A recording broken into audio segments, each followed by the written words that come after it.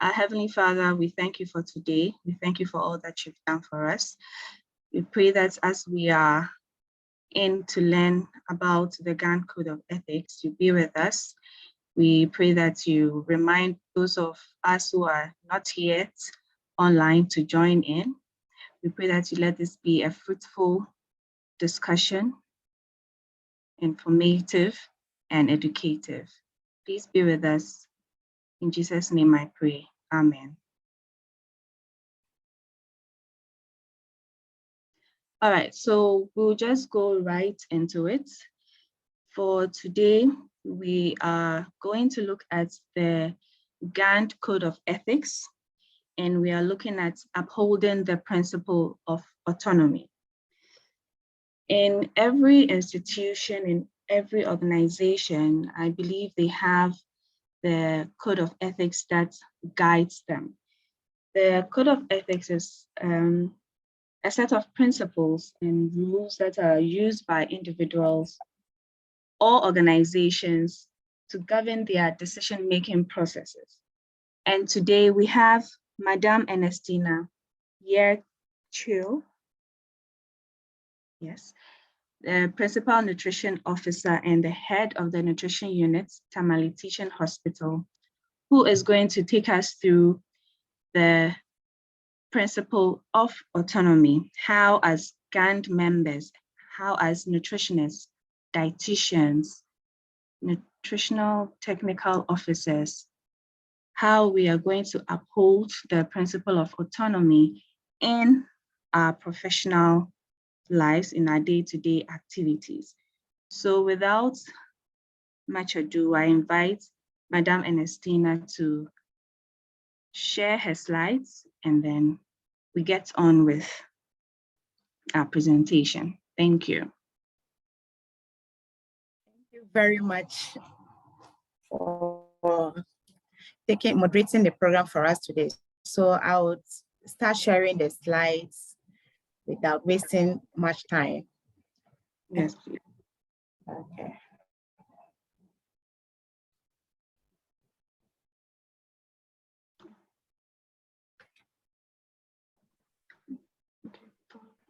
Yeah.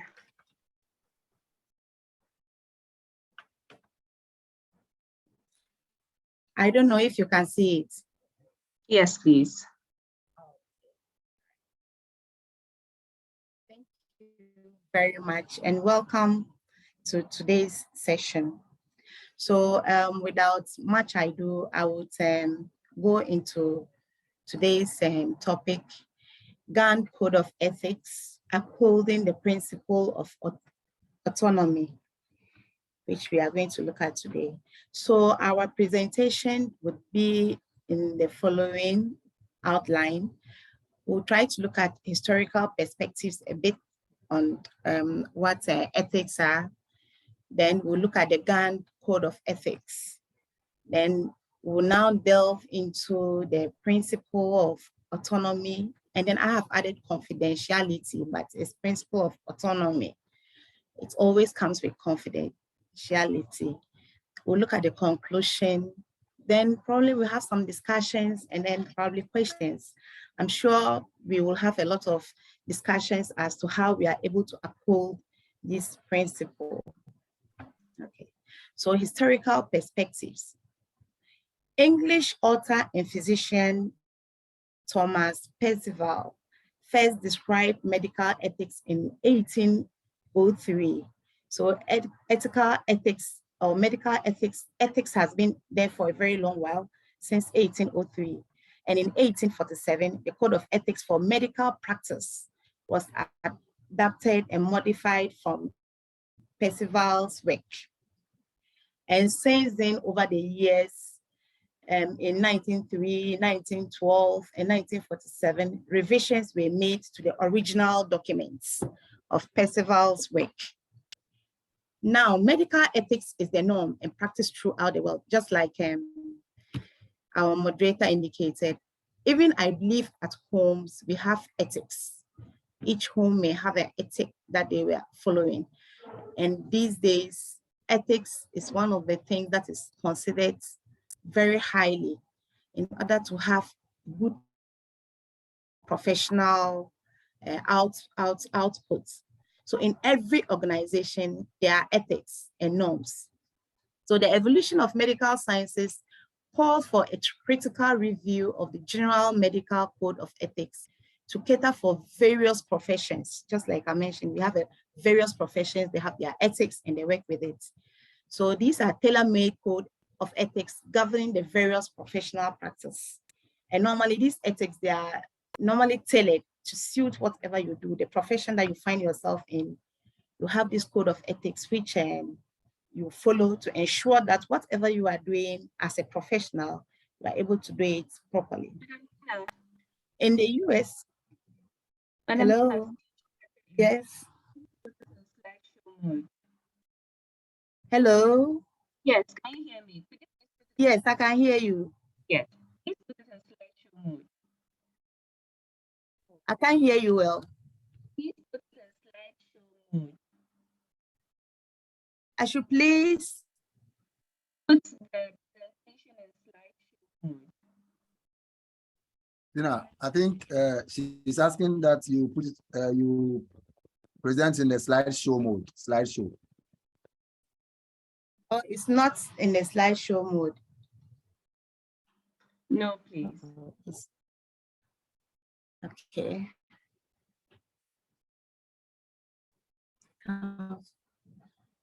Just a minute. I think you can just click on the down, the icon at the down, close to the 75%.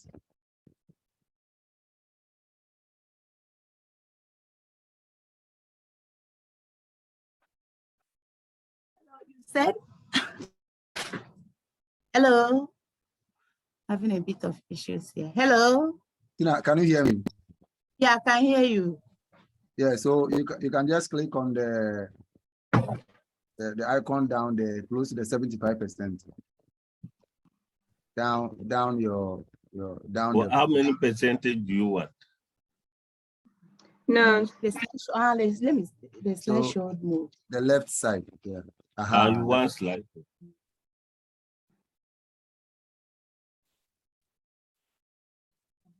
Good. Is that okay? That's fine. Thank you.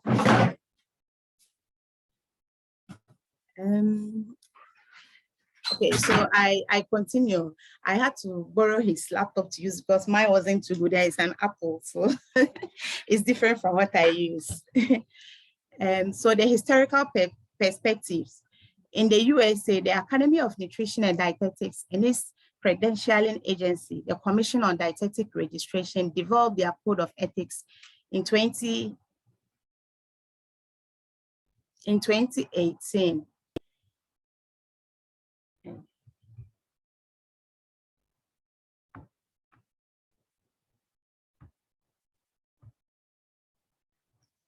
Sorry, I think I need to.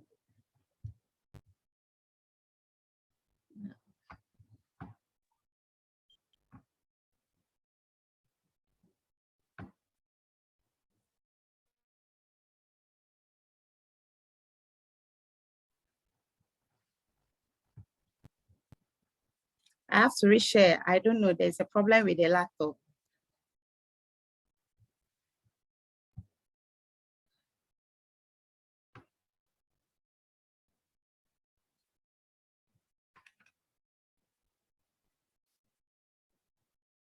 Hello. Hello, Tina. We are here. We can hear you. I have a bit of issues with the laptop, but I think I've gotten it. So the nutrition and dietetic practitioners all over the world have voluntarily adopted this code of ethics to guide their professional practice. So the code of ethics for the US Academy of Nutrition and Dietetics was commissioned in 2018.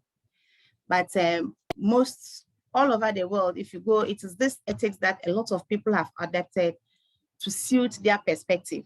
So the Ghana Academy of Nutrition and Dietetics, GAND, we also requires our own code of ethics to guide our professional practice in Ghana.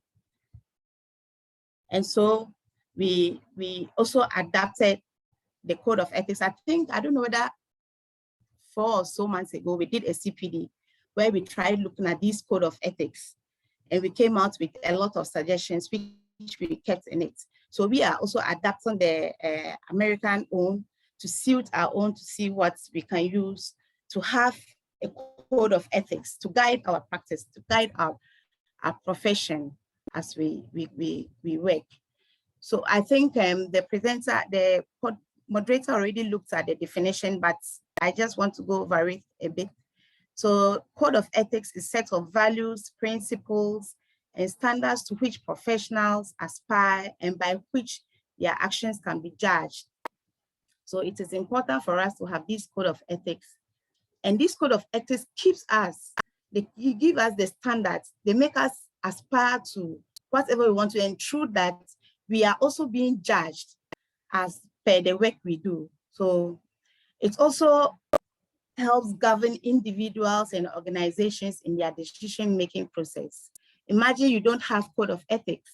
Everybody does whatever he or she wants. But once we have a code of ethics, it keeps us in check.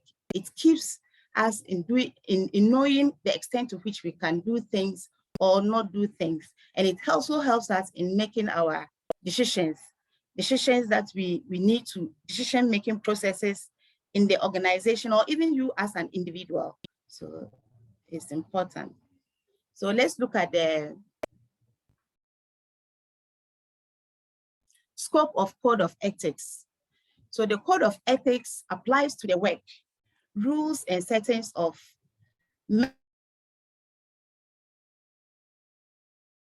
members who are professional dietetics, nutrition support workers, dietetics, nutrition students. So you have all these categories of people falling as what members who this code of ethics would guide. And we also even have non-members. And the non-members here, the non-members are the populations with whom the practitioner works and interacts with. So we just don't work in isolation. We interact with individuals, we interact with groups, we interact with organizations, and we interact with the communities. So these are the non-members, but all this code of ethics applies to all of us because they also are part of us. And for that matter, we have these as people who also benefit from this code of ethics if we have them. Okay. So primary goals. The primary goals of the code of ethics applies to both members as non-members, just as I mentioned. So for members, it defines and governs the highest standards of behavior required for our daily practice. These codes would definitely help us to govern us and help us to get to the standards, the highest standards we can of behavior required for our daily practice. We practice every day. So if we have this code of ethics at the back of our mind, then we are guided as to what we do or not do. Either the actions we take or the actions that we do not take, that still affects our work. But we are guided. We know that we have a set of values or ethics that we must follow to give us that professional view as people may want to see in us. For non-members, it protects them as they interact with the professionals. For the non-members, imagine if we don't have code of ethics, then everybody does whatever you want with your clients or your patients or the people you interact with as a nutritionist, as a dietitian, as a nutritionist, dietitian student, or somebody who is also in the academic world. So all these code of ethics help us a lot, and even for our members, it is very important for them. They also do benefit from when we have this code of ethics. So what are the principles of GAND Code of Ethics? The GAND Code of Ethics, now we are delving more into what we want to do today. The GAND Code, first of all, just to help us understand why we need to have these ethics. So the GAND Code of Ethics have 4 principles under our ethics. Very key. So the principles include non-malfeasance, the intent not to inflict harm, autonomy, then beneficence, then justice. all these are these are the major 4 principles under lining our ethics or undergrading our ethics. And today we are just going to look at the autonomy. So it's not arranged in any specific formats. All are the 4, and not one of them is higher than the other. We all need all to be able to have good principles and ethics, or good ethics in our practice. So today we are going to look at the autonomy. Today we'll look at autonomy. I'm sure subsequently we'll look at the other ones also. So autonomy strengthens the principle of autonomy. Autonomy strengthens the principle of informed consent, truth-telling, and confidentiality. So the autonomy here it's going to look at which strengthens telling and confidentiality. And we agree that in our practice, these are the key things we need in order to make sure that we are able to practice well and abide by the standards and the principles. So autonomy ensures that integrity in patients and in practice and behavior. So your practice and your behavior, you need to have what? Integrity. But if there is no autonomy, this integrity, you may not achieve it. And that a patient, client, or professional has the capacity and self-determination to engage in individual decision-making specific to personal health or practice. So if we do not have autonomy, then it is very difficult to take decisions, make decisions which affect personal health or your practice. So if the clients have no autonomy, then they will not be able to help to take the personal decisions that they need to take with you as the health provider or with your practice. It is very important to have autonomy. So the autonomy will ensure that these 2 key principles are achieved. So I added confidentiality because I believe that without confidentiality, then our principle of autonomy may not be achieved as well. So confidentiality is very important, and is the principle and practice of keeping sensitive information private unless the owner or custodian of the data gives you the consent to share with a third party. And I'm sure you all agree with me that in our practice, this is very key, very, very key. You can't just start sharing people's information without their consent. Then you are breaking the principle of autonomy also. I'm sure we'll come into details as to what are the key principles we'll be looking at. So confidentiality may also refer to the request to honor the principle and what? Practice. Very, very key. So the Code of Ethics says that the nutrition and dietetic professional shall, so these are the details of the Code of Ethics in autonomy. When you talk of autonomy, these are the things or the ethics, the codes that we are going to look at. And it is very important that as practitioners, we all try to understand. We need to read through them and understand what they mean so that we can be able to practice being guided by this to get the highest standards of practice that we want, that we earn our place in the society as being respected and people trusting us and saying, oh, as for this GAND and its members, they go according to the rules and regulations, they have standards, they have high standard of practice, and they know what they are about.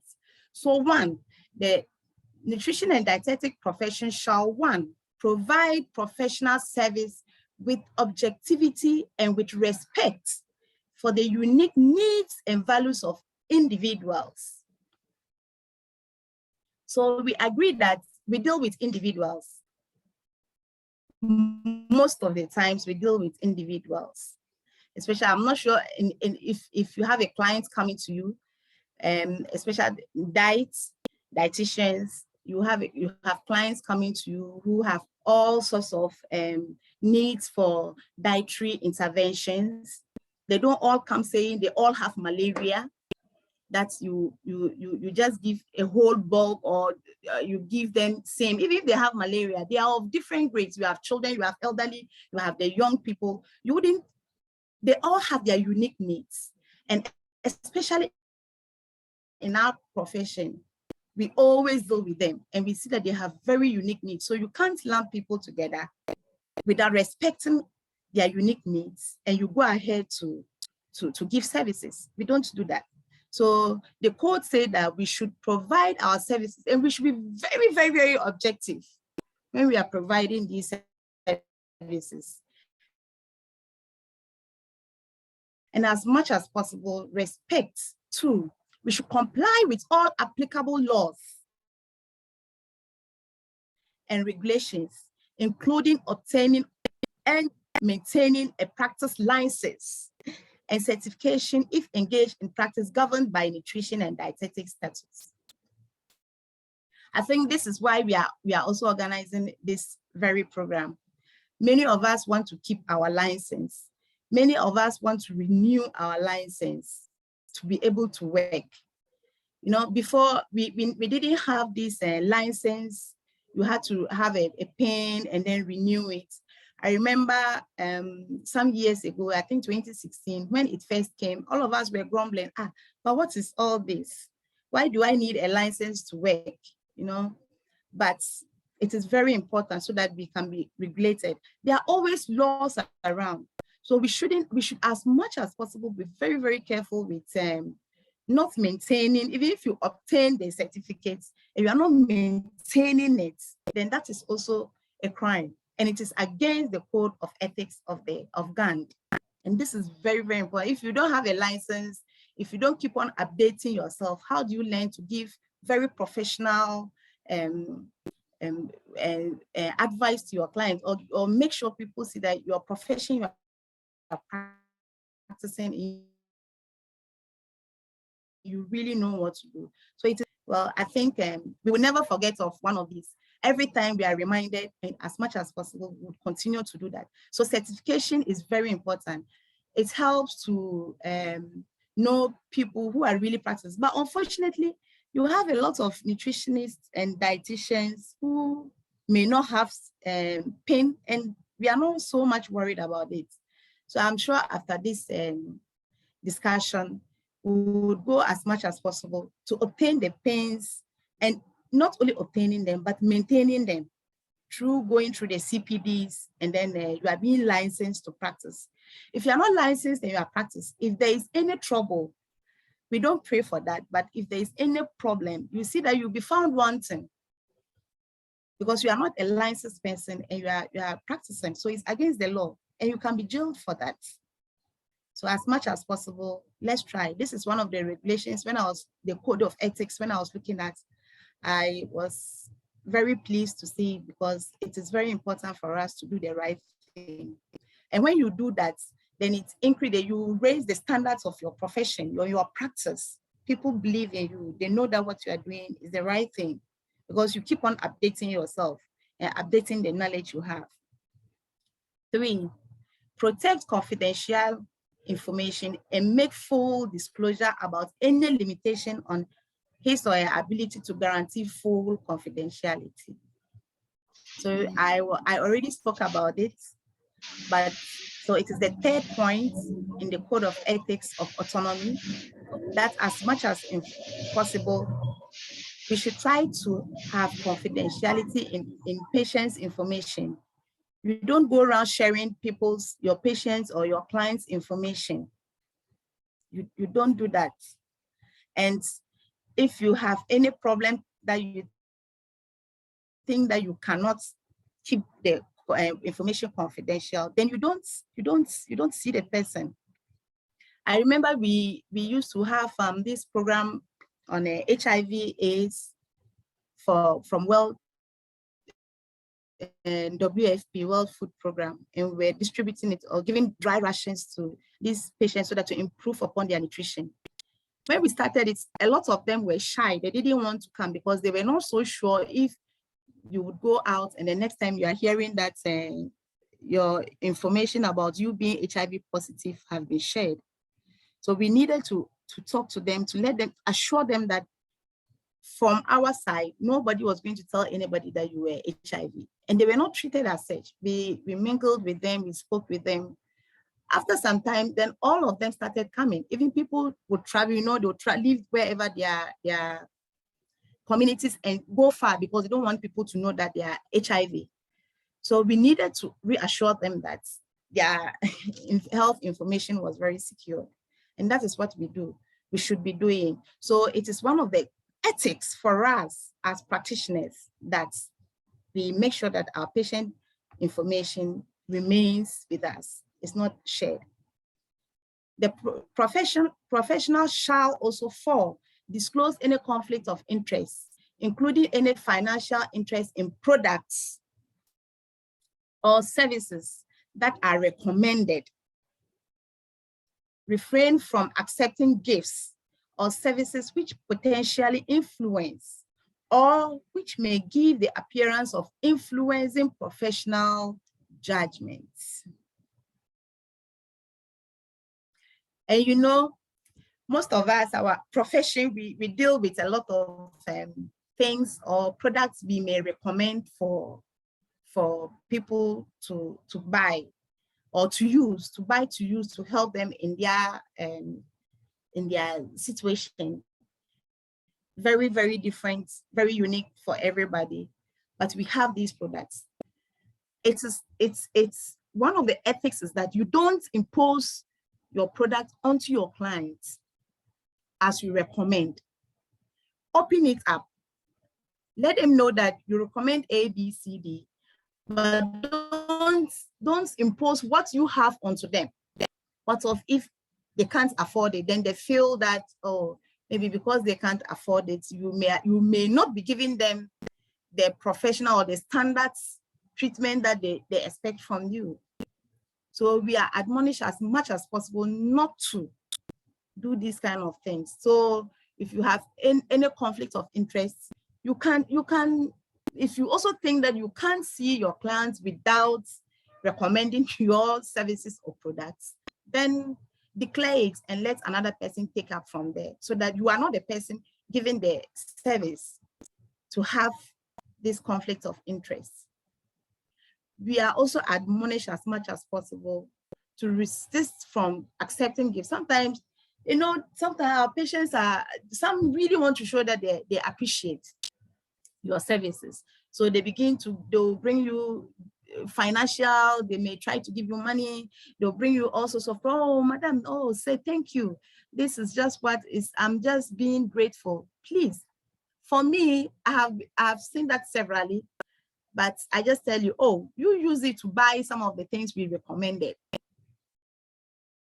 It's not easy, but if you want the patient to have trust in you, and then one time a friend called and said, oh, I sent my dad over, and then after that, he said he even just was appreciating you. And I said, oh, it's not that we're refusing, but it's just that it is our work we are doing.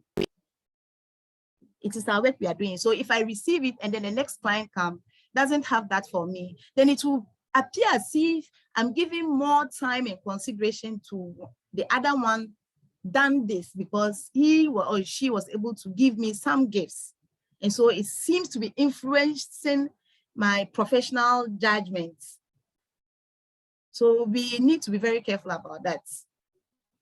5, we need to provide professional services in a manner that is sensitive to cultural differences and does not discriminate against others on the basis of race, ethnicity, breed, religion, disability, sex, age, sexual orientation, or national origin. I'm sure with this one, a lot of us try as much as possible not to discriminate because you want to see all your clients as such. But sometimes we are tempted to look at, oh, this person is from the north, is from the south, is from the east, is from the west, or the cultural differences, then You begin to judge the person's cultural approaches to certain things before you even give your professional service. So, oh, that's for this group of people, that's how they are. Then when you do that, you have already finished, you have already made the person does not even believe in what you are doing already before you even starting to give the service. Oh, that's a male, that's a female. Oh, this one, that's my church member. This one is a Christian, this one is a Muslim. So you treat the person differently. It is not allowed in our service. I was actually thinking of this, sorry, the sexual orientation. How many of us are willing to give probably, you know that you, for instance, you are in your consulting room, then somebody walks in there and tells you and then wants to consult with you, is probably hypertensive or diabetic or have some nutritional problems. Then you get to realize later on that the person is a gay. How will you treat the person? Or the person is a lesbian. How are you going to treat this person? Are you going to give him different services because of the sexual orientation? We may all have our beliefs, but when it comes to the profession, see the person as a human being you are helping out. It's not because the person has some kind of sexual orientation. Then you keep on, you tell, oh, I can't see you. Then ask why. Then it's like, okay, because you are a gay. That is not part of your business, whether it's a gay or not. After you give the services, after that, when you meet outside elsewhere, you can now decide to say whether the person is a gay or not. Or the person has some disability. Then how are you going to give your services to the person? Are you going to discriminate because the person has some disability? Sometimes maybe the discrimination can be positive, but we don't need to discriminate. We have to treat everybody equal. Or national origin, a black man and a white man sits together, or an American or whoever comes. Then imagine you come in and you have to say, are you going to give preferential treatment to the other because he is from a foreign land? Or you are also going to give preferential treatment to your colleague Ghanaian because he's a Ghanaian and the other one is not? So our services should cut across. It shouldn't, we don't need to discriminate against any of this. And when we do that, then people will see us as a group of people who have standards and work and are very professional when it comes to their work. So 6, we should provide sufficient information to enable clients and others to make their own decisions. So here, what do we do in our practice? Do we just give one-way information to clients? Are we able to open it up, give enough so that the person and guide the person to make their own decisions? Sometimes it's like, for instance, IYCF counseling, infants and young child feeding practices. The person comes and it's maybe it's malnourished, moderate malnutrition.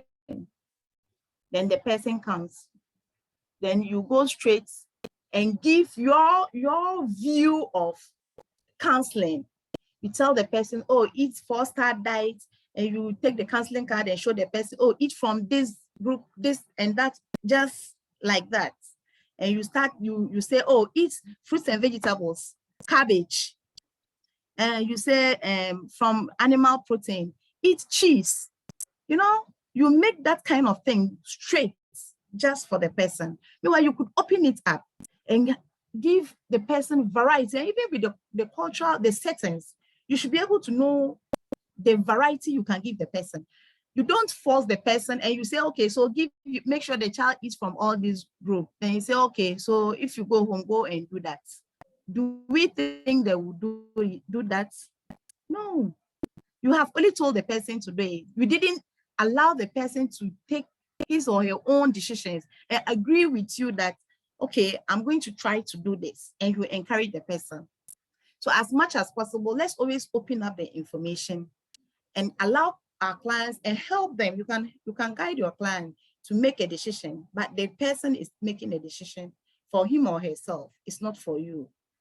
Sometimes, when we are at some particular places, we think this is what everybody should be doing. No, let's open up the information, give enough information. So it's also important for us as much as possible to keep on upgrading ourselves and knowing what the information is before we are able to give it out. It is part of our code of ethics. Okay. 7, maintain and appropriately use credentials. So academic diplomas, academic degrees, certificates, and title. So we should maintain and appropriately use it. Some people may use some credentials that really does not belong to them, and they are very comfortable. Very, very comfortable with that. I remember when I was doing my master's, I used to go to the bank to pay fees to, so there was this woman, and when she came to the ward once and saw me there assessing a patient of SAM, severe acute malnutrition in the ward. So when I went back to the bank one of the times, then she started calling me, was like, doctor. And I was like, please. So she did it the first time. I didn't say anything. The second time I went back, she called me again. So I called her aside and told her, Madam, I'm really happy you are calling me that, but it's not everybody that writes in the folder that is a doctor. And she laughed. I said, well, I'm a nutritionist. So if you call me a nutritionist, I'm very proud of the profession I belong to. I'm a nutritionist. I'm not a doctor. I'm not, she was really referring to me as a medical doctor. I said, no, I'm not a medical, but if you call me nutritionist, then I'll be happy. She laughed and said, oh, okay, thank you for the correction. But for me, I am her personal doctor. So we agreed at that level, and since then she stopped calling me by that name. But some of us enjoy using credentials that are not ours. Even certificates, diplomas, degrees, certificates. Some people don't even have those kind of certificates, and they would openly mention that they do have it. When we go on doing that, it is not ethical on our parts. And in fact, these people can, and the law can take its course on you. Credentials that you don't have and you want to be used. So you are, if you are RD and this RD and Estina, and that is who I am, then I'm fine with that. RN and Estina, that is fine. But we shouldn't allow, and sometimes, especially where we work, if you make mistake, a lot of people would call you or give you credentials that doesn't belong to you. They don't know the difference. So they say it and you accept it and it keeps on going. You use titles that are not yours. So we should maintain and use what belongs to us. So that dignity, in fact, integrity is very important. And this autonomy is all about integrity. We want to make sure that we have very good integrity. And the people who we work with will see that we have integrity. All right. 8, not engage in sexual harassment, physical, financial, or emotional exploitation of clients in connection with professional practice. So for the sexual harassment, I don't know if it's really going on, but we are humans, so we can't speak for everybody. So if we are engaging in it, let's talk. Physical. Imagine a whole registered nutritionist seeing or going to the ward, you are going to assess your clients, and then you end up having physical fights with your client's caregiver. I mean, how does it look like? There is no integrity in that. Financial or emotional exploitation. Sometimes we may be tempted to exploit our clients financially, just like the other ethics mentioned, that we don't need to, if you do recommendations of services and products, if you don't need to ensure that or make your clients buy what you are selling. If you do that financially, you are exploiting them. Financially, you are exploiting them. And you speak to your clients in a way that it's like all hope is lost. Oh, you didn't know that your sugar level is 29. Then the person's like, what is 29? Then you try explaining. Then the person is emotionally thrown aboard. It's like, as for his or her case, it's hopeless. Oh, as for this, your condition, you can't, we can't do anything about it. You have to do, then you emotionally, and meanwhile, you are supposed to support this, your clients. Then they bring some case to the ward. And, oh, this child, you even died before we can start. If the mother understands, the caregiver understands what you are saying. You know, sometimes we underrate our clients and we think that they don't understand whatever we say, but they follow us. There was a situation like that. The mother came and then there was discussion about the severity of the child, some severe acute malnutrition. And someone unfortunately carelessly mentioned that, oh, but this child, by tomorrow when we come, we may not find this child there. Unfortunately, the caregiver understood what they were saying. So emotionally, she was just off. But fortunately, this child survived. So we have to pay attention to our clients or the people we work with. Not only our clients, the people we work with in general. Emotional exploitation shouldn't be one of the things we nutritionists or dietitians do. Respect intellectual property. We should respect intellectual property rights, including citations and recognition of the ideas and work of others, regardless of the medium, whether it is written, whether it is oral, whether it's electronic. So even in what we are doing now, I need to acknowledge that this information was taken from somewhere else. Intellectual property.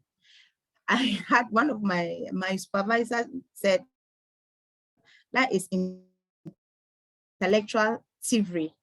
In fact, he says that you are a thief if you do without citing or referring or recognizing that these ideas or this work is from other people. So that's a citation. And I'm sure a lot of us do research. And as for those in the academia, they would even be in the best position to tell us exactly what the implication of this. There is no integrity if you do that. We do a lot of work, we read, we do a lot of presentations. Are we able to show our references? Do we reference? It mustn't even only be in the written. When you even talk, you refer that, oh, this you are talking about was from this other person. So it is very, very important as GAND members to have this integrity of respecting intellectual property. And most of us have gone through the ladders. You've done the diploma, you've certificates, you've gone through your first degree, you've gone through masters, we have PhDs among us, we have professors among us. So this is one of the points that we should as much as possible respect. So in all our presentations as GAND members, whether you are talking or you write it or you are doing it electronically, as much as possible, let's try to always include sources to what we do.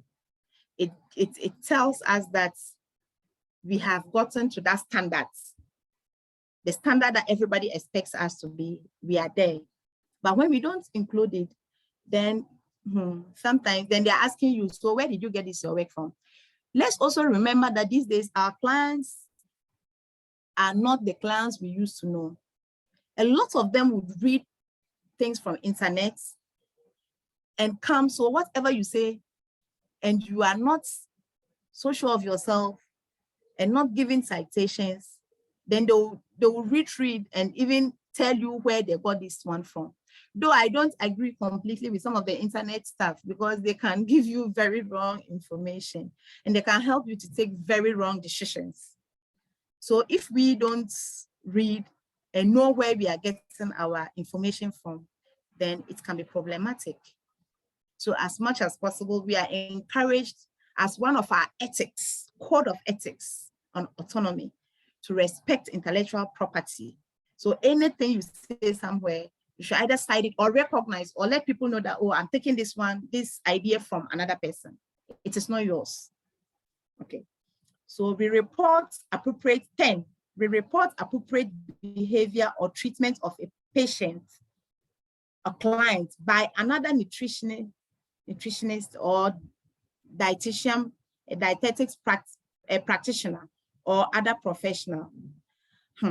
I was looking at this and I was like, hey, is it possible that where you are working, you realize that your colleague is doing the wrong thing, or the behavior the person is putting up is really inappropriate? Are we able to report that? Are we able to do that? So in the case of the certification or titles, you are in the office with another person or in the consulting with another person, then you notice that the person is probably not using the right certificate for the job. Are we bold enough to report that this is what is happening? Probably that is after you have gone through all the processes, talking to the person, letting the person understand that this is wrong, and the person goes ahead to do it. Are we able to do that as professionals? But the ethics, the code of ethics here tells us that we need to report it. So you can begin reporting it to the person you work with or your superior in wherever you work, or your supervisor, wherever you work with. Then you can go ahead and follow the channels till you get to wherever it's supposed to be. But I don't know if we are able to do this, but we are encouraged as much as possible. See, if we don't do it, then that few bad nuts would end up making the whole GAND look very bad in the eyes of everybody.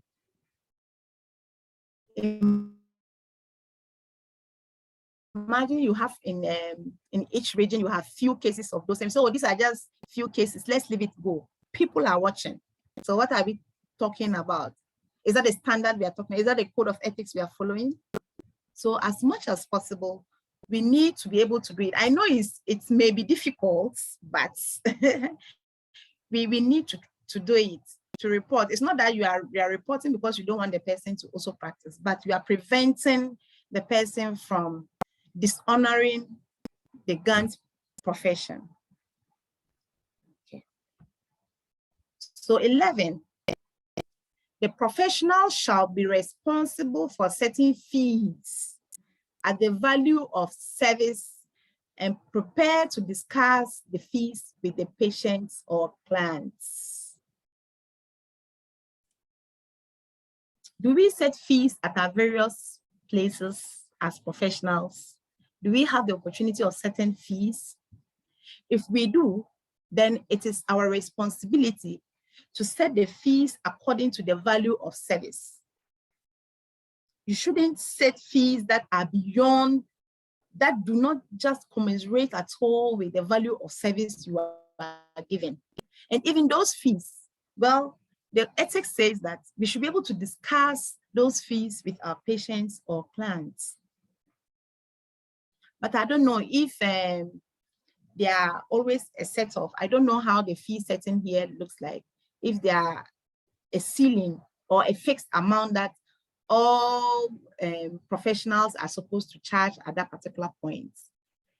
For nutrition, we don't, our services in the facilities normally is health insurance is responsible for paying that. So we don't have, the nutritionists, you don't have the opportunity of probably setting fees for that.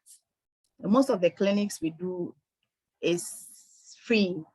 And I think health insurance take care of that. So it is a point that is set, the fees are set. It is not for you to negotiate or to discuss with the clients. But I don't know of the others, whether there are other services that we give in some other places where I'm not privy to, whether we set fees, we charge fees, or we set the fees. Are we able, and even if we do it, are we able to set these fees to commensurate the value of service we are giving? Are we able to discuss with our patients or clients? Maybe the fees we may be setting may be making others not attend or come to us for services. because they may not be able to afford it. So here the discrimination may also come in. That because I can afford it, I'm treated differently. And because I cannot afford it, I don't even get the opportunity of being treated or being given the services that I need. So if we are setting fees, we should do it in a way that it's not an outcry everywhere that, oh, as for those people, the nutrition and dietitians, all they do is they collect our money at a very, if you go, they charge you very high fees. And what they even give you, we don't even see the value of it. So our ethics enjoins us that as much as possible, we should be very responsible for certain fees. I'm sure other places will probably at the facility level, they are able to get these fees done in consultation with management. So we may be able to hold it there, but it is a responsibility for us to ensure that whatever fees that we set, the value of service rendered should be almost same. And are we able to discuss these fees with our clients? Okay, so the professional shall also present and interpret controversial information without personal bias, recognizing that legitimate opinion exists. So here I was talking of the internet giving information to clients. You know, these days people read a lot. So when they come with those controversial information, as we normally say in counseling, you don't say the person is right or the person is wrong, but at the end of it, you give the right information. Because if the person comes already and starts and you're like, hey, now where did you get this one from? Then the person already is like, but so if I got it, why are you asking me where did I get? You already just make the person, whatever you end up discussing with the person later on, the person will not even listen to you because you've already condemned or you've been biased towards the person. But that is the person's opinion. So we need to, you can't also say that what the person says. For instance, there was this issue, I went for a training and then we had an issue of milk and then malt to increase HB of pregnant women. So if I'm presented with this, how do I, because this is very controversial, very, very controversial. And unfortunately, not a lot, some health staff believe in this kind of information. They believe it. And some of the participants mentioned that, oh, it was from a nurse who told her that, oh, you could drink milk and malt and that will increase or make you have good HB. So with this one, how do you handle it? Will you begin by just condemning the person? And so because of that, anything you want to tell the person, you're already biased. You have made up your mind, I'll ask for this person. I'm not going to even try to give him because the things he's mentioning is not right. So it is your responsibility to be able to interpret this kind of information to make sure that the person at the end of it, you are able to shift the person to yourself without actually making him or her feel that you are biased towards him because of the information the person gave out. If you are not able to interpret some of these controversial informations right, you may be losing it. We may be losing it in the eyes of the public. But if you are able to get some of these information, controversial informations, you are able to deliver it and explain it well without being biased, then I think we'll be making a headway. It is one of the very difficult things to do, but our ethics tells us that we need to do it. Okay. 13, the professional shall implement appropriate measures to protect personal health information using appropriate techniques. And well, they say a lot of encryption can also be one, which is converting readable data into some other form that only people with the right password can decode and view. When I saw this and do this, not all of us really have the ability or capability in doing this. But that doesn't mean that personal information of people, you can't protect them. You should be able to. Those days, you know, when I'm sure some people are still dealing with the folder system. So these folders, as much as possible, you didn't allow just anybody walking into the ward and picking them and reading them, because they are people's health information. And so you can be sued for allowing this kind of information to be taken out. So as much as possible, those days, what you would do is you wouldn't allow patients' folders to be looked through just by even relatives. The folders are not for their relatives. So as much as possible, we used to try to prevent them. But now we have, I don't know, I think in all the teaching hospitals, we have links where the information is kept into the tablet, and you can only have access to it if you are given the password. So if you also are given the password, it is your responsibility to protect that personal information on the tablets. You just don't take it and allow anybody to look at it. Sometimes people get hurt when they get to realize that their health, of course, who wants the health information to be everywhere? No. So as much as possible, as GAND members, one of the code of ethics for us is that we should be able to look for ways and means to protect our personal health information. These days, there are a lot of techniques. Even if you don't know, we could just go and ask, look for other ways of doing it. The technology is so vast that you can always look for ways of doing it. It may be expensive. So the basic one that we should be able to do, let's do it. And as much as possible, probably, who knows, once with this code of ethics, and you know that it is your responsibility to make sure that personal health information is protected, you may be able to speak to your facility or institution, wherever they are, to help you to ensure that these personal health information are really protected. So 14, not accept gifts and hospitality that may affect or be seen to affect judgment when making referrals or arranging terms of contracts. Terms of contracts, or you are making referrals. You know, sometimes in our facilities, you may have people who come to you to, like, well, I don't want to mention brand name, but they come and they are like, oh, okay, so if you are going to make, we sell this kind of products, if people can you kindly refer them to us so that they buy our products? So no gifts should be accepted. But if you accept gifts from the person, it is your responsibility now to also do the referrals to them, which is against the code of ethics. The arranging terms of contracts. I remember recently, GAND, we had some contracts. I don't know how those contracts were made. I'm sure they didn't give out gifts or treated us specially to sign those contracts with them. No, we were just being professional in doing our work.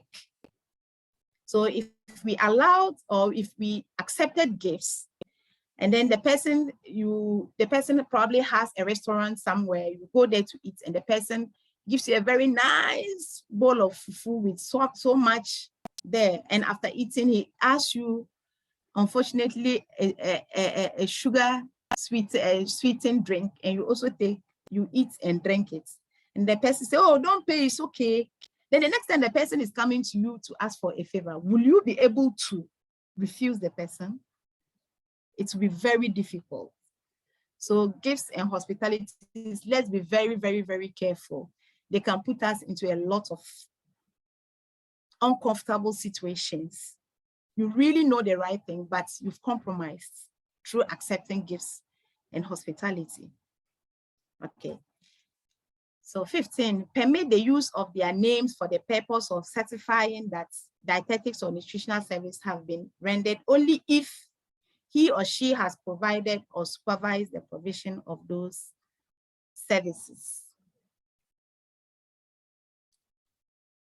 So if you have not provided or supervised those services, those names should not be used for certifying any service given. Some people may not even provide those kind of services or have supervised whatever service that is going on. And you allow them to use your name. They need a nutritionist. They need a dietitian. Then you quickly give your name out. And you didn't supervise. That is really a big risk you are putting yourself into. The law can one day catch up with you because you don't know what was supervised. You don't know what was the quality of it. And you allowed to be used. Sometimes we take things for granted, but some of these, I'm sure this is also opening our eye to a lot of things that we don't have to be doing. Okay. So 16, the professional shall not compromise on standards of practice to meet commercial targets. Compromise on standard practice to meet commercial targets, no way. For some time now, we have been battling with some infants, formless companies on that. You know, they have this all group of people who would come and talk to you and explain to you. In fact, this is specific with breastfeeding. I had the opportunity to be one of those their targets at my facility. And we've always still had problems with them. In fact, they'll come and tell you they have the breastfeeding policy, they have the laws, they would explain it to you to suit their way of thinking or whatever they want. But if you are not careful, you will compromise. And that is a standard practice that you will compromise on ensuring that the child is breastfed from the day the child was born to 6 months. So exclusive breastfeeding is a standard practice. For example, if you allow them to come in there, they would make sure that sometimes they would make sure that that exclusive breastfeeding you are trying to achieve would be compromised or it's not working well because you have compromised yourself. That is their commercial targets. They have all sorts of targets and they will always come on you.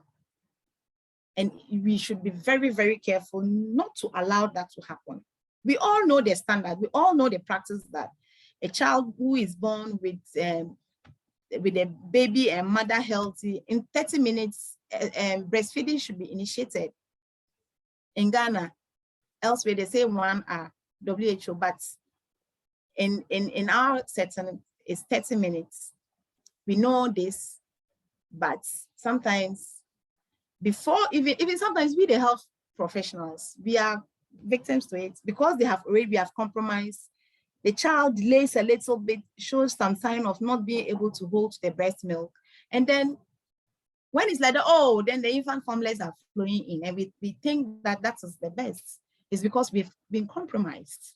I'm sure there are so many of these, so we can relate it to wherever we find ourselves. What are the standards of your practice?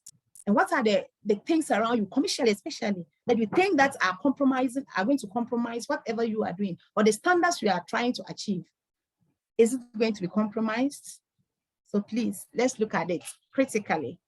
17, promote, advertise, or endorse products in a manner that is neither false nor misleading. So it's in line with what the 16 talks about. I'm sure GAND will endorse some product like that. I think, I don't know, the last 2 months or so. But I'm very sure those products we endorsed, it wasn't false or it wasn't any misleading product that we endorsed. It was the right thing we did. So if, for example, you find yourself also holding the infant formulas and you are talking about this, and then you are in fact, that one is really not ethical to do it. So if we are endorsing or advertising or promoting, if you are promoting, if you are advertising and you are promoting that SSBs are not good, that is what we are talking about. If you are promoting that exclusive breastfeeding should be done from day 1 to 6 months, and complementary feeding should be done on the 6th month, then that is one of the good practices. And if we are promoting that malnutrition is not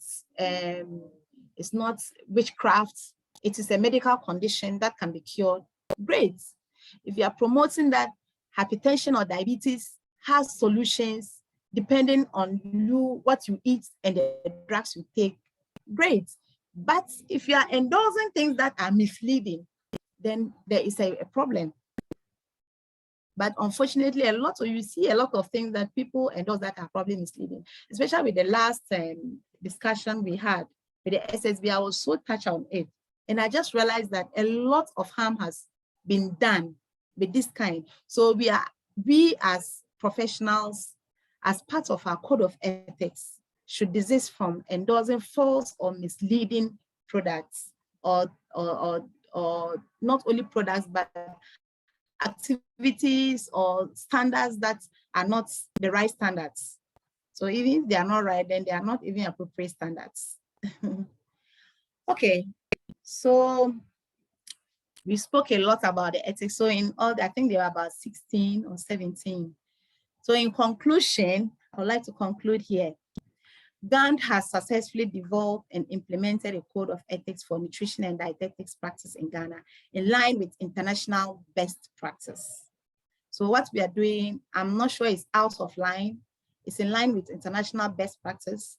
So if we as GAND members are able to go through with this ethics autonomy, which is one of the principles, then we are doing the right thing.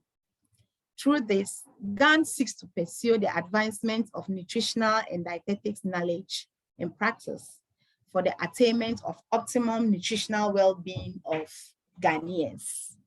So this is going to help us with the knowledge and practice so that the nutrition and the well-being of Ghanaians, if all Ghanaians are healthy, I'm sure is to our credit.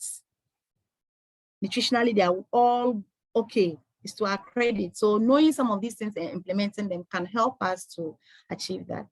Adherence to the code of ethics will go a long way to enhance our practice and to give us the credibility, trust, and respect that we deserve from the public and other professional bodies in the field of health and beyond. So we are not just doing this for fun, but we want to ensure, I'm very positive, if you're able to go through some of these ethics and practice them and let it be out, we'll be able to get the respect that we deserve from the public. You know, we have various professional bodies. Even these professional bodies, we may be a point of reference. You say, see how the GAND, the dietetics and nutritionists follow their code of ethics. They are very professional. They are standards. And that is what this kind of the GAND ethics, code of ethics seeks to achieve. Okay, so thank you very much for listening to the presentation, and I hope we'll have a very full discussion. Thank you. Thank you very much, Over Madam to you, Tina. moderator. Yes, yes. Thank you very much, Madam Tina, for the presentation. Very enlightening, very lively.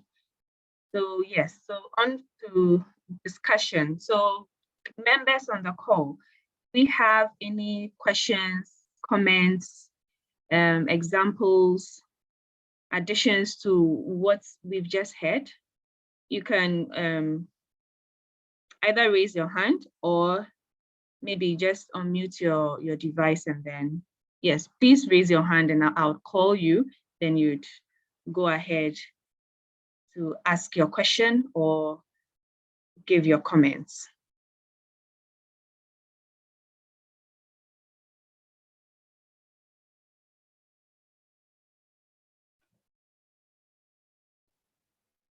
Any questions? Okay, Dr. Hayford has raised his hands. Please go ahead, ask your question. Okay, so good afternoon, everyone, and thank you very much, Aaron and Estina, for this insightful presentation. And I think that you have really set the tone very beautifully for these discussions. And from the presentation, we have a series of them. I mean, this is the first in the series, looking at our code of ethics, discussing our code of ethics. My point of interest, which I think you beautifully explained, is just to add to what you said. It is very important for us as practitioners, especially when patients come to us with information. And as Ernestina rightly said, I mean, you go onto the internet nowadays, you Google anything, and you definitely would get a perspective, or you would get an information on that. And as she rightly explained, as professionals, we need to be very tactful when we are trying to explain as to whether whatever the patient are asking. So you have situations where patients will come and tell you they heard this online, they read this online, they heard this from this platform. What we should bear in mind is that whatever response we give to them, it should always be evidence-based. So that is a critical thing. It should always be based on, or the answer that we give to them should always be based on scientific research, okay, evidence-based. What is the evidence saying about what they are saying, okay?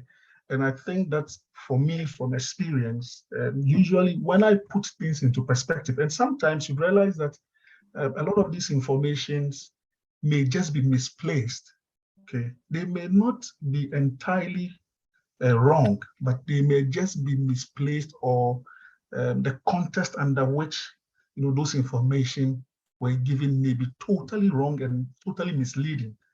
So what I just want to add is that we should always have it in mind that when we come into contact with, or when we come across some of these situations like that, we should always, first of all, at the back of our head, to place it into context, okay, explain it into context and let them know. And of course, this should be guided by evidence, okay? Because we are scientists, also. I mean, apart from the fact that we are professionals, whatever information we are giving is also based on science. So it should always be evidence-based. So this is just my contribution to the presentation, the wonderful presentation. Thank you. Thank you very much, Dr. Hayford. Audi Beidu, please go ahead with your question or comments. Yes. I think mine is also a comment. Okay. I want to say kudos to Ernestina. That was a very great presentation. And it was so lively. I was enjoying it before I realized we were on conclusion.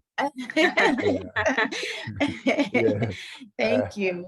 Yeah, there is something that she said that, especially the avoiding information of your clients to others. Sometimes what I have come to realize is that it's our own internal egos. So you have seen a very important person in society, the person has been your client, you want others to know that you are a very great professional. Then you begin to talk somewhere, so this one, I've seen this one before, this one is my patient, this one is my client. I think we must be cautious. Earlier on in my practice, I think I was barely a senior dietitian when they referred a certain man to me. And when I got, it was a home visit. When I got there, the first question was, "Oh, please, how are you? I've heard you are a very good dietitian. Can you tell me some of the people you have seen?" And I think that day, the Lord helped me. What came out of my mouth was that, "Oh, I don't discuss." See? I don't discuss my clients' issues with other people. Then I didn't know that it was a trick. Exactly. The man wanted to know whether I could be trusted. And as soon as I said, "Gentlemen, sit down. I think I can work with you." So we must be cautious. We must be cautious. If you have seen any good person, any great person in society, let it be in your heart and your mind. And don't discuss it with other people, because it can really land you into trouble or prevent you from getting other opportunities. Thank you. Thank So you. I think, you see, this is in connection with one of the ethics that says that no discrimination. Mm. If you were putting it in your mind in discriminating, you would have watched out the information without realizing it. But once you saw him as equal as any of your clients, you didn't have the responsibility of telling him what he wanted to hear. So the ethics are in a way that if we are able to follow them through, then some of the mistakes we may be making, we just prevent it even without knowing that you did the right thing. So that was really, when it was just a test, he didn't want his information going out. So if he started and you saw him as a very important person and you wanted favor from him, you would have also started mentioning names. Then you realize that, no, as for this gentleman, I can't work with him. Yeah, thank you. Thank you. There's a question in the comments from Samson Akanbonga. He says, sorry, I joined late. Can you explain the principle of autonomy to me? Oh, okay. So the principle of autonomy, I've put in it, is just to ensure that a patient, client, or professional has the capacity and self-determination to engage in. So it goes with integrity. You know, you are able to do things the way you believe it should be done. This is the right thing, and so that should be done. So autonomy, I've put in back that slide if he's watching. So autonomy, it really strengthens the principle of informed consent, telling the truth, and then confidentiality. I'm sure you just heard the last bit of what was mentioned of confidentiality. So integrity, it's just that you want to make sure that whatever you are doing, both, it's not so, in this case, it's not for you only as the practitioner. The client also has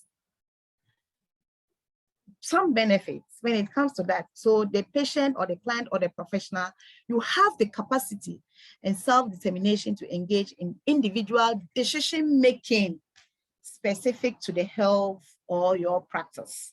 So you as a dietitian and nutrition, your practice, you want to make sure that whatever you are doing in your practice, you have the confidence, you're able to make very relevant and standard decisions. You want to make sure that all the principles, all the top points under autonomy, you are able to do them. You know, you have that capacity to do what you want to do rightly, and you are going with the set of principles. Already we said that ethics and codes of ethics are rules and regulations, and they guide us in whatever we do. So these are guiding us as to our practice as dietitians, nutritionists, or whosoever finds yourself in the brackets of GAND. And also for your patients or your clients, the people you are seeing, to be able to be confident and also be able to take decisions to help you in your practice, to make sure that whatever you are doing, it is standards. I hope that answers your question. Hello? Yeah, I believe it answers his question. Yes. Okay, so we have a hand raised. Haja Hamdaratu, please go ahead. Oh, thank you. Ernestina, that was an awesome presentation. It was great, backed with practical examples. And whatever we do in our clinical settings as dietitians or nutritionists, that was clearly backed. So kudos. Mine is just a comment about the code of ethics, about it's part of the professionalism, and it is key. And that aspect is about the way we dress as professionals. Very, very important. Yeah. The way we dress as professionals, those of us in practice and our students that we are now training, it is very critical to this, our noble profession. I want to commend our the training institutions and encourage them that when the students are coming out, when they are bringing them into the field for practical, for their internship and all that, please, let's remind them that as part for you to actually be respected, you have to project yourself. Branding is part of the noble profession. And one of the key things about our branding as nutritionists or dietitians is the way we carry ourselves, the way we dress. The dressing starts from the hair, from hair to toe. So please, let's encourage our students when we are bringing them onto the field. If they are in the schools, they will have long hair. That's fine. For the braid is from there to it's sometimes some of them theirs can even go as low as below their bottom.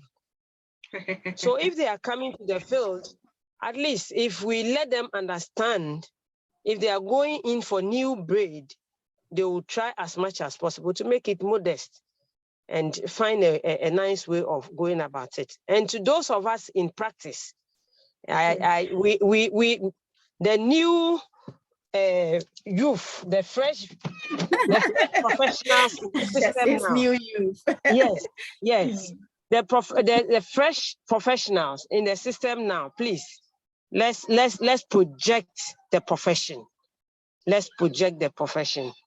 No matter the way you dress, should speak all. When the patient sees you, before you even start your consultation, the patient should get better. Thank you very much, Ernestina, once again.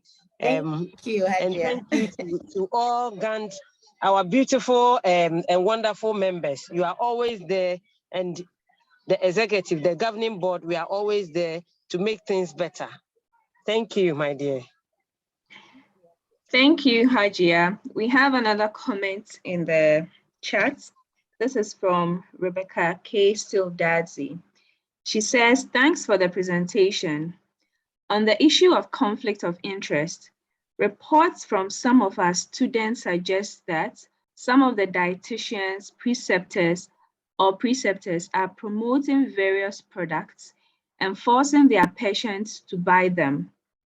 Others are reported to be forcing their personal biases on their patients. I think this is a great cause for concern, and we must all try to desist from that. GAND should also please look into it. Thank you. Okay, so we'll look into it. And Madam Tina, what do you have to say with this comment? The fact that some dietitians or preceptors or people in their service are forcing their personal biases and also forcing patients to buy their products. I guess you have discussed something with regards to that. So what do you think is the way forward to clamp down this issue? So you see, it was you when I think when I got to that, I was a bit passionate with that because I've probably also seen some of these things happen. And so, but there are a few of us who would even have it, but yet will refer you out and give you. I was talking about ensuring that you give wide range of information for your clients so that they are able to pick it out. So imagine a client, just even students, they notice that this is what we do. When it is like that, next time the person does not have confidence at all in you, because it feels that you are just giving them what you think, but not. So what is the standards? So what your bias is it the standard? Is it going to help the person in whatever you are helping the person to get out of it? So keep to your bias, work with the standards, and move on. I mean, the market is so big that you don't need to say the person should buy from you. The market is so big, and why will you even enforce people, your clients, to buy products from you? I mean, which means you don't even have integrity. It's below the belt. So for your own person, for you as a person, when you sit there and reflect on it, you realize that it's just not the way to go. It's unfortunate if this is happening. So probably, I'm sure GAND board members are listening to this. Yeah. As much as possible, let's try to see what we can do. I think that probably there should be checks and balances once a while. Well, we are still growing, but we can do it. Once a while, just go around some facilities to see really what is happening. You don't need to tell people that I'm coming there. Yeah. The ones we can do it, let's go around. You can just do it impromptu. Go around and see what is happening. And that would increase. You see, when people begin to lose trust in you as a professional, it affects the whole profession in one way or the other. Though not everybody does that, but they would use that particular one spoiled one as a reference point anytime they are talking. So as much as possible as GAND members or professionals, let's be very professional in whatever we do. I'm not saying that we shouldn't also do business, but that doesn't mean that you should impose your services or your products onto your clients. It's just not professional. Thank you. And what I just said about the dressing, in TTH, if you are coming there as a service personnel, we have orientation for service personnel. And one of the things we ensure we tell them is that, as for here, you don't wear those your funny jeans and do those your funny hair and come. If you do it and come, you will remove it, because it is part of the training. So, and there are certain dresses that you can't wear to work, because you stand in the presence of your clients, you are taking history, and the person is looking at you and even not listening to what you are saying because of the way you appear. Yeah. At one point in time, we had it off with one of the service personnel, but he just had to follow what you wear jeans trousers and pull it down to your back, your buttocks. I mean, and you are going to take history of a client. So as for the dressing, it is very important that when they even come, and even within the unit, we all agree that there are certain things we don't wear to work. Wear them outside when you are off work. But when you are coming to work, you must dress like a professional. You can't wear bath slippers and come to work. You go to other places and you see dietitian, nutrition officers, and you are wondering whether they are really professionals. So, well, I think Hajia also raised a very good point, and it should be a concern for all of us. And those in the training institutions, I'm sure they can really help to impact this and make it look more formal, that you can't dress this way to even lectures. There are certain professionals that we know. Yeah. There is no way a law student will not wear a black and white. There is no way. And then you must go according to it. But so I'm sure the training institutions can really be a place where we can start. And with those already in the field, when they are coming, let's, as much as possible, encourage them to dress well. And we ourselves should also dress well. When we dress well and they come and they see that is the practice in the place, they would also go by it. There may be a few ones who may not, but with time they will change. Thank you. Thank you. We have some more comments. Patrick Kusi says, thank you so much for the presentation. I would like to find out if there are plans to get this code of ethics on our training curriculum in the various institutions. Well, I think this could be discussed. Yeah. As at now, I don't know whether we are doing it or not, but this is a very good point we should note, and probably it could be discussed to see what the way forward is. But I'm very sure after this, the presentations will be shared, so the code of ethics will be shared, so that as much as possible, or maybe GAN's executives can look at a way of putting it into a booklet so that it is shared or given to members to have it, so that once in a while when you pick it and you look at it, you know that this is what I'm supposed to do. But it's really a good concern, and so maybe later GAN executives will look at it to see what can be done. Thank you. Okay. Dr. Hayford, your hand is up. Yes. What I want to say concerning the question Patrick actually asked, yes, currently as it is, the code of ethics in some form is actually being captured in our curriculum. So I know of a particular course in a particular course, Introduction to Professional Practice, and as part of that course, professional code of ethics is actually taught. But then what I think is that, once we all agree and adopt this code of ethics for GAND, probably this would be a much more detailed working document that we could actually introduce, as part of those, as part of the course, or as part of reading materials for our students to, that we can refer to them to read. Yeah. Okay. Some form of it is actually captured currently as it is in our curriculums, at the training institution, right? So that is for your information, right? Yeah. All right.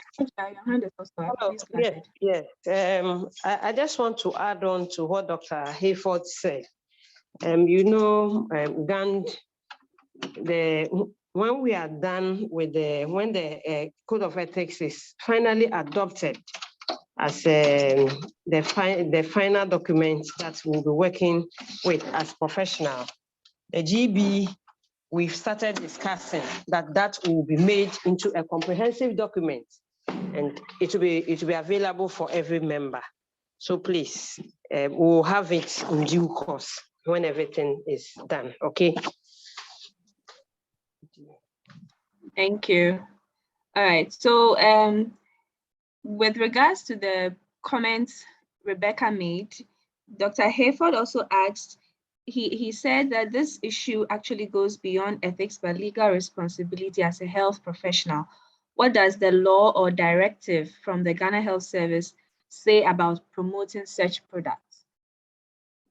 Madam Tina, do you have any idea what's the Ghana Health Service have with regards to? I have not read really details, but I know that it is also not allowed. That's why I'm saying that it goes beyond just morals or ethics. It's really against the law.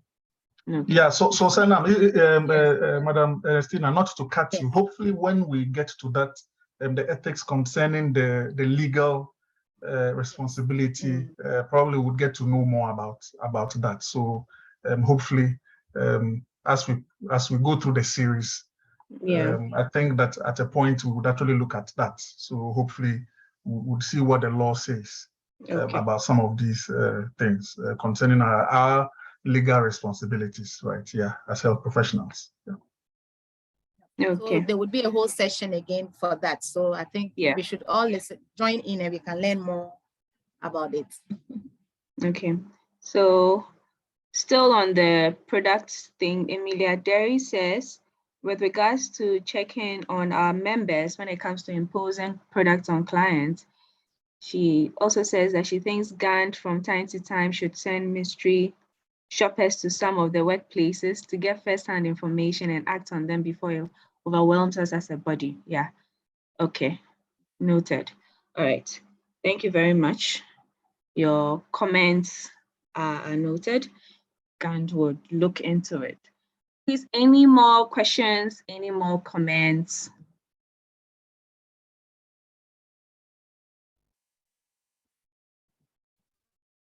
Okay, seems like we are okay. We don't have any questions. We don't have any other comments. As Dr. Hayford rightly said, we have 2 other sessions on our code of ethics. Next week, we would have Mr. Collins Efriye appear, taking us through the GAND Code of Ethics, upholding the principles of beneficence and maleficence. And then on the 16th of November, Dr. Hayford is going to take us through upholding the principle of justice.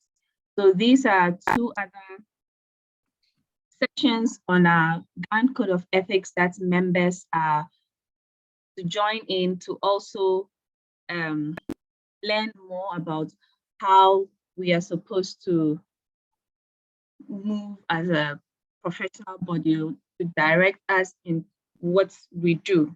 So please let's all do well to join in subsequently. I have posted a link, a Google link in the chat for us to register or mark our attendance. So members who are on this call, kindly do so.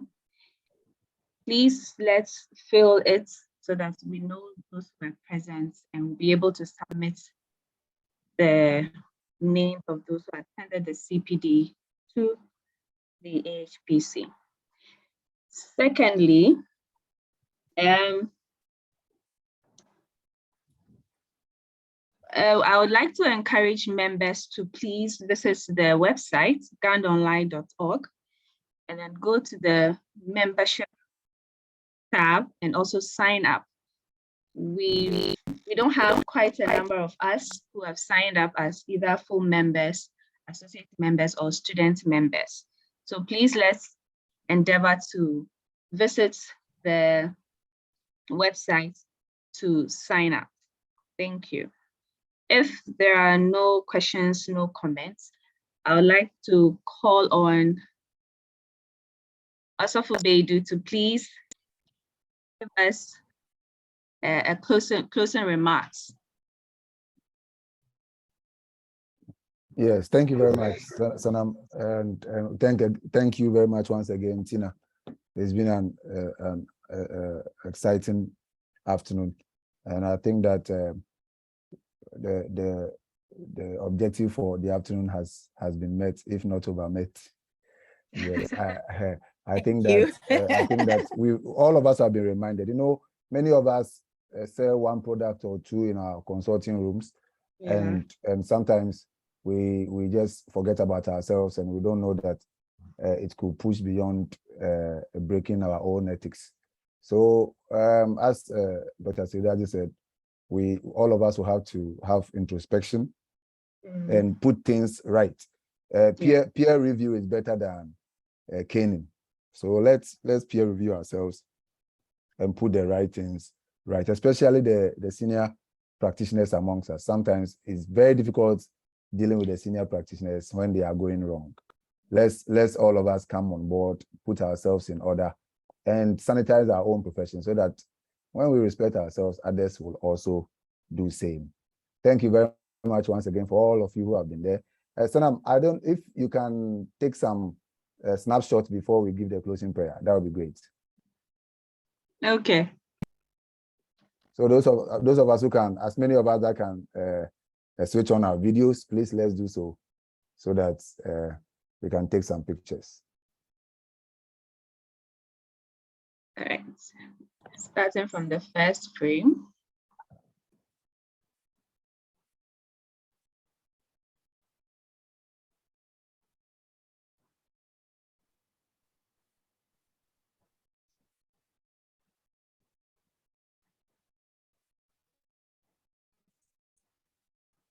Second frame. Hey, Hajia, you are looking exquisite.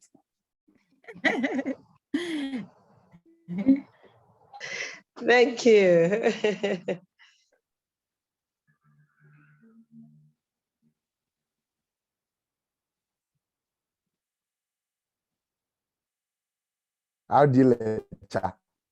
You are still in your nose mask.